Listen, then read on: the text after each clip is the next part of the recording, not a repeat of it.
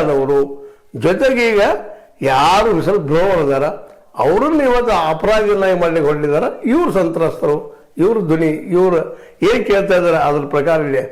Enquiry ಆಗ್ಬೇಕಾಗಿದ್ದು, ತನಿಖೆ ಆಗ್ಬೇಕಾಗಿದ್ದು, ಅದಾದ್ರೆ ನ್ಯಾಯ ಸಿಗ್ತದೆ. ಮಂಜುನಾಥ ಸ್ವಾಮಿ ಅಥವಾ ಅದ್ರ ಹಿಂದಿದ್ದಂಥ ಹೆಗ್ಗಡೆ ಅವರು ಸಂತ್ರಸ್ತರ ಇಷ್ಟೆಲ್ಲ ಅನ್ಯಾಯ ನಡೆದಿದ್ದಾವ. ಅವರ ಮೂಗಿನಡಿಯಲ್ಲಿ ಇಲ್ಲಿವರೆಗೆ ಅವರಿಂದ ಒಂದು ಉತ್ತರ ಇಲ್ಲ. ಯಾಕಿಲ್ಲ? ಇದು ಉತ್ತರ ಯಾಕೆ ಕೊಡ್ತಾ ಇಲ್ಲ? ಇಲ್ಲಿ ನಡೆದ ಘಟನೆಗಳ ಬಗ್ಗೆ ನನಗೆ ಗೊತ್ತಿಲ್ಲ ಅನ್ನೋ ಮೌನ ವಹಿಸ್ತಾ ಇದ್ದಾರೆ. ಯಾಕೆ? ಇನ್ನೂ ಅನೇಕ ಪ್ರಶ್ನೆಗಳನ್ನ ಅವ್ರು ಹಾಕಿದ್ದಾರೆ.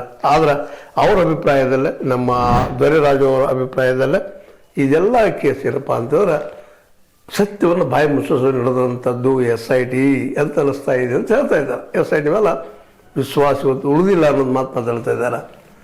ಅದು ಏನಪ್ಪ ಅಂತಂದ್ರೆ SIT ಮಾಡಬೇಕಾಗಿದ್ದ ಕೆಲಸ 164 ಅಡಿಯಲ್ಲಿ ಕೊಟ್ಟಂತಹ ಮುಸುಕುದಾರಿ ಭೀಮನ ಎನ್ಕ್ವೈರಿ ಆಗಬೇಕಾಗಿದೆ. ಅವ್ರೇನು ಕೊಟ್ಟಿದ್ದಾರೆ ಅದ್ರ ಪ್ರಕಾರ ಎನ್ಕ್ವೈರಿ ಆಗಬೇಕು.